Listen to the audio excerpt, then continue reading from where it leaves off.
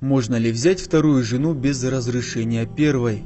Есть определенные права и обязанности, возложенные шариатом на мужа по отношению к своей жене.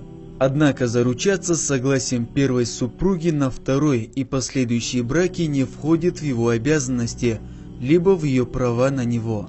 Если вероятность негативного восприятия супругой фактов повторной женитьбы или намерения вступить в очередной брак велика, то, по мнению имама Шаарани, лучше не рассказывать первой супруге об этом.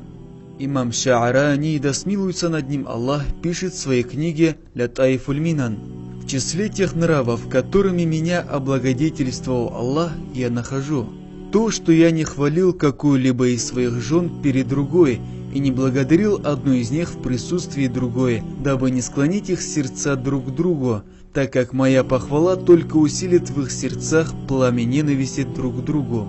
То, что я не собирал их в одном доме. То, что я не ходил с одной из них к другой, чтобы та помогала ей на кухне с намерением подружить их. Поистине это не что иное, как приукрашенный обман. То, что я никогда не удовлетворял просьбу одной жены взять ее в гости к другой, даже если одна из них проявляла симпатию к другой. Поистине две жены одного мужа подобны этому миру и миру вечному. Если ты удовлетворишь одну из них, то непременно разгневаешь вторую, как бы ты этого не избегал». Ответ дан отделом фетв при муфтияте Дагестана. Еще больше ответов вы найдете на нашем канале в Ютубе и странице Instagram. Подписывайтесь.